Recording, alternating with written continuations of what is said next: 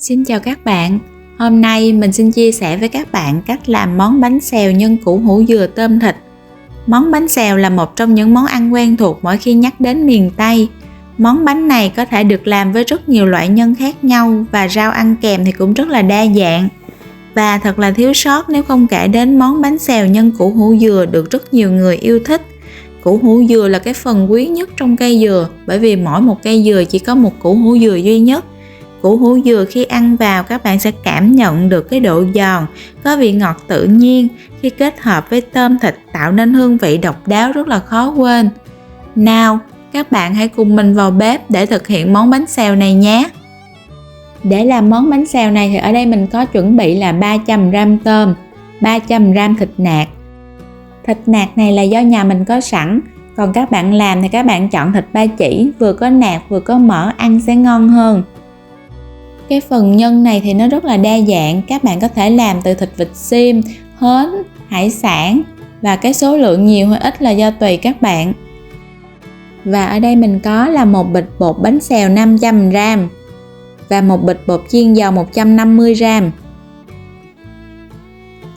2 lon soda, 2 quả trứng vịt, 800ml nước cốt dừa. Còn đây là thành phần chính của món bánh xèo, đó là củ hủ dừa. Mình có ở đây là 400g củ hủ dừa. Gia vị mình có là bột ngọt, đường và muối. Rau ăn kèm thì mình có lá tía tô, cải bẹ xanh, xà lách, rau diếp cá và rau thơm. Ngoài những loại rau này thì các bạn có thể ăn kèm cùng với lá cách, đọt bằng lăng hay lá cát lòi. Đầu tiên là mình sẽ đi pha bột. Mình cho vào đây một bịch bột bánh xèo 500g và một bịch bột chiên dầu 150g. Do mình thích ăn cái da bánh xèo nó giòn nhiều nên mình để cả nguyên bịch bột. Còn bạn nào mà thích ăn cái vỏ bánh nó giòn nhưng mà có độ mềm thì các bạn cho vào nửa bịch bột chiên giòn thôi nha. Tiếp đến là mình sẽ dùng nước soda để mình pha bột. Các bạn dùng cây đánh trứng đó, mình đánh cho cái phần bột này nó tan ra, nó không có bị vón cục. Mình cho vào đây tổng cộng là 2 lon nước soda. Nước soda sẽ làm cho cái phần vỏ bánh xèo của mình khi chiên nó được giòn hơn. Mình khuấy cái phần bột nó đã hòa tan với nước soda rồi nè. Mình sẽ cho thêm nước cốt dừa vào. Nước cốt dừa mình cho là 800ml. Nhưng mà các bạn cho cái phần nước cốt dừa vào trước nha. Sau đó còn thiếu bao nhiêu thì mình mới cho cái phần nước dừa dảo vào sau. Tổng cộng mình cho vào đây là 1,4 lít, bao gồm là nước cốt dừa và nước soda. Mình cho thêm vào bột là 2 quả trứng. Mình dùng một cái nĩa mình đánh cho lòng trắng và lòng đỏ nó hòa tan với nhau rồi mình mới cho vào bột. Nếu mà các bạn đánh không kỹ thì khi cho trứng vào bột nó dễ bị lợn cợn cái phần lòng trắng. Gia vị mà mình nêm vào bột là 1 muỗng canh đường, 1 muỗng cà phê muối, 1 muỗng cà phê bột ngọt. Và mình sẽ cho thêm hành lá vào. Nếu như bạn nào không thích ăn hành thì mình khỏi cho hành lá vào vì trong bột nó đã có sẵn hành lá rồi. Mình cho thêm nửa muỗng cà phê bột nghệ. Các bạn cho thêm bột nghệ thì khi chiên vỏ bánh xèo của mình nó sẽ lên màu đẹp hơn. Khi pha bột bánh xèo thì mình không có cho thêm hạt nêm, vì theo như mình thấy khi cho hạt nêm vào thì bánh xèo của mình nó rất dễ bị dính chảo, nó không có tróc lên. Sau đó các bạn sẽ để cho bột nghỉ khoảng 30 phút đến 1 tiếng. Các bạn để càng lâu bột nó nở thì mình chiên bánh nó sẽ ngon. Bây giờ mình sẽ đi chuẩn bị đến phần củ hủ dừa. Các bạn chuẩn bị một thau nước. Mình sẽ cho vào đây giấm hoặc là chanh. Ở đây mình sử dụng là một trái chanh. Các bạn vắt lấy nước và lược bỏ cái phần hột ra nha. Củ hủ dừa này mình sẽ bào mỏng ra. Củ hủ dừa này mình mua theo ký ở ngoài chợ nên người ta cắt sẵn thành từng khúc ra cho mình. Khi mua về thì các bạn xem cái phần nào già thì mình cắt bỏ nha. Mình chỉ xài cái phần non thôi. Sau khi đã bào mỏng ra thì các bạn sẽ xấp lại và mình cắt sợi. Củ hủ dừa này ăn rất là ngon, các bạn có thể làm nhiều món như các bạn xào, nấu canh, làm gỏi hoặc thậm chí các bạn có thể ăn sống như thế này. Các bạn thấy khi mình cắt nè, củ hủ dừa nó hơi có màu đen.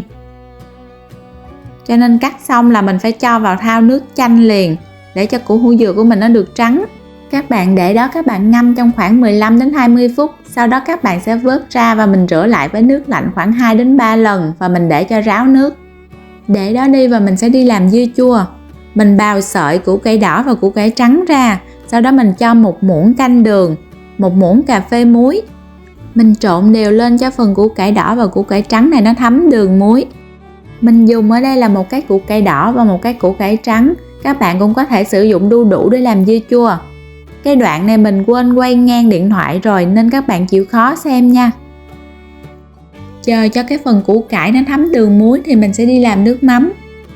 Mình cho 2 vá canh đường, 3 vá canh nước lọc,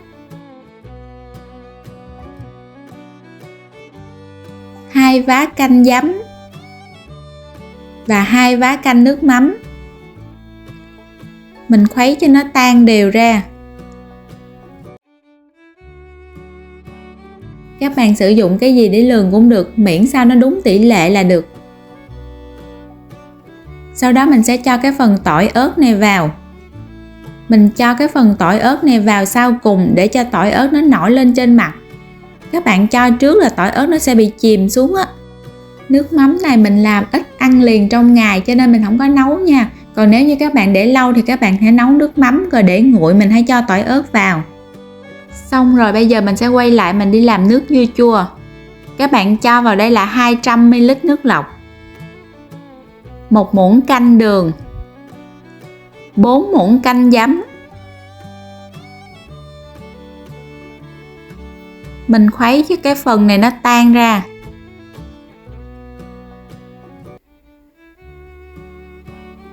Cái phần củ cải của mình ngâm muối đường lúc nãy nè, các bạn thấy bây giờ nó ra nước. Mình sẽ vắt bỏ cái phần nước này đi.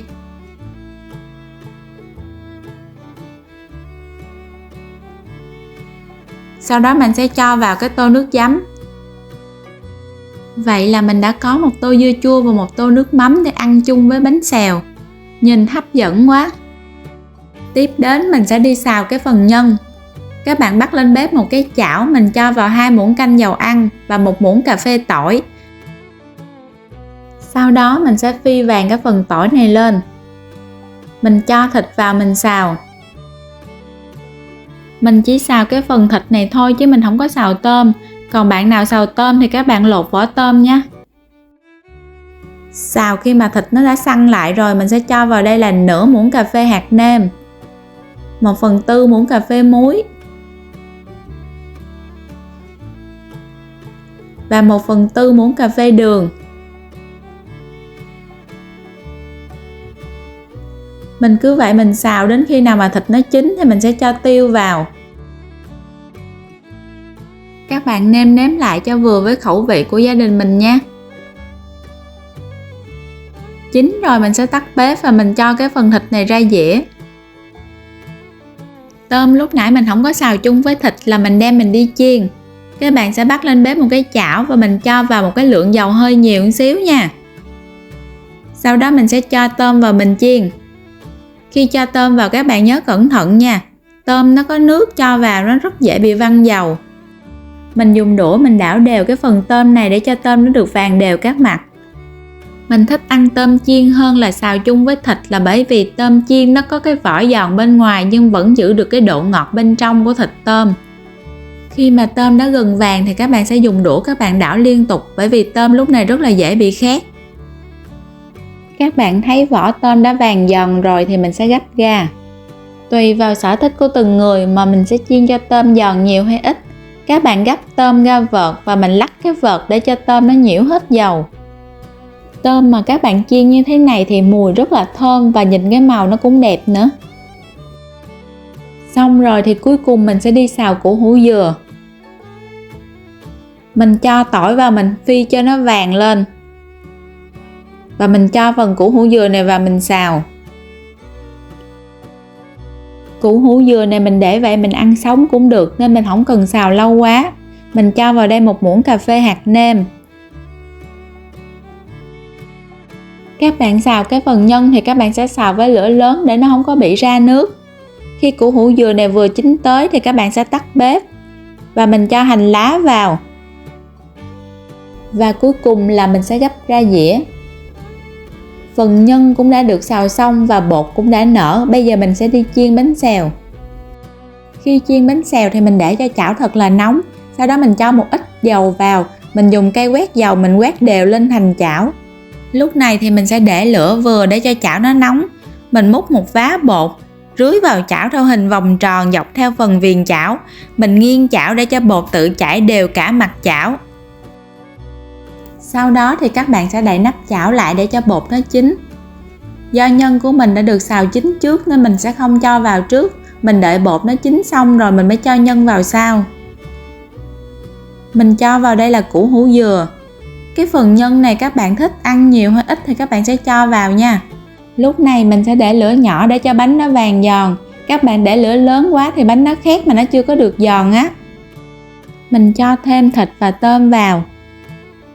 Khi mà các bạn chiên các bạn không nên cho quá nhiều bột sẽ khiến bánh bị dày, mềm, nó không có giòn. Các bạn cho nhiều dầu quá cũng sẽ làm cho bánh của mình nó bị mềm và ăn nó bị ngán nữa. Mình sẽ thường xuyên xoay chảo để cho bánh nó giòn đều. Các bạn sử dụng chảo chống dính thì mình chiên nó sẽ dễ hơn. Mình pha bột bánh xèo là mình chỉ sử dụng nước cốt dừa và nước soda thôi. Cái phần nước cốt dừa khi các bạn vắt bằng nước ấm á, thì các bạn phải để cho nó thật là nguội, các bạn hãy pha bột. Nếu nó chưa nguội mà các bạn đem đi pha bột thì khi chiên bánh của mình nó sẽ bị dính chảo. Do mình thích ăn cái vỏ bánh xèo nó giòn nên mình tráng một cái lớp bột mỏng và mình để lâu để cho cái vỏ bánh nó thật là giòn. Còn nếu như mà các bạn không có thích ăn giòn nhiều như mình á, thì khi cái vành bánh đã vàng thì các bạn có thể lấy bánh ra chứ không có cần để lâu như mình. Các bạn nhìn nè, khi bánh đã vàng giòn, cái vành bánh nó tróc lên. Các bạn có thể dễ dàng dùng đũa để gấp. Bánh của mình không hề dính chảo chút nào. Nhìn bánh rất là hấp dẫn.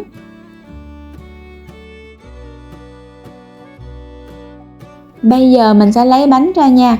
Bánh xèo này khi mới vừa chiên xong bánh còn nóng hổi, mình ăn liền thì sẽ rất là ngon. Để mà đỡ mất thời gian chờ đợi chiên bánh mỗi khi ăn á, thì các bạn sẽ chiên bánh một lần với số lượng nhiều. Sau đó đến lúc ăn thì mình sẽ bắt lên bếp một cái chảo. Mình mở lửa cho thật là nhỏ. Mình ăn cái nào thì mình cho bánh vào chảo để bánh nó được nóng, mình ăn nó ngon hơn. Bây giờ mình mời các bạn cùng thưởng thức bánh xèo với mình nhé. Ăn bánh xèo thì không thể nào thiếu rau được. Càng nhiều loại rau ăn kèm thì ăn sẽ càng ngon miệng hơn. Mình lấy cải bẹ xanh, xà lách, tía tô, thêm một ít rau diếp cá và rau thơm. Cho một miếng bánh xèo lên.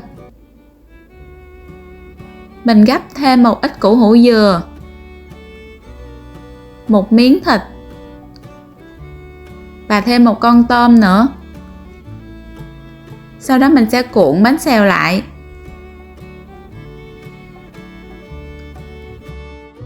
Cuối cùng mình chấm với nước mắm có pha thêm chút dưa chua. Mình mời các bạn cùng dùng bánh xèo với mình. Với cách làm bánh xèo nhân củ hủ dừa này tuy có nhiều công đoạn nhưng cách làm đơn giản. Các bạn hãy thử vào bếp để làm cho người thân và gia đình mình cùng thưởng thức vào dịp mùng 5 tháng 5 này nhé.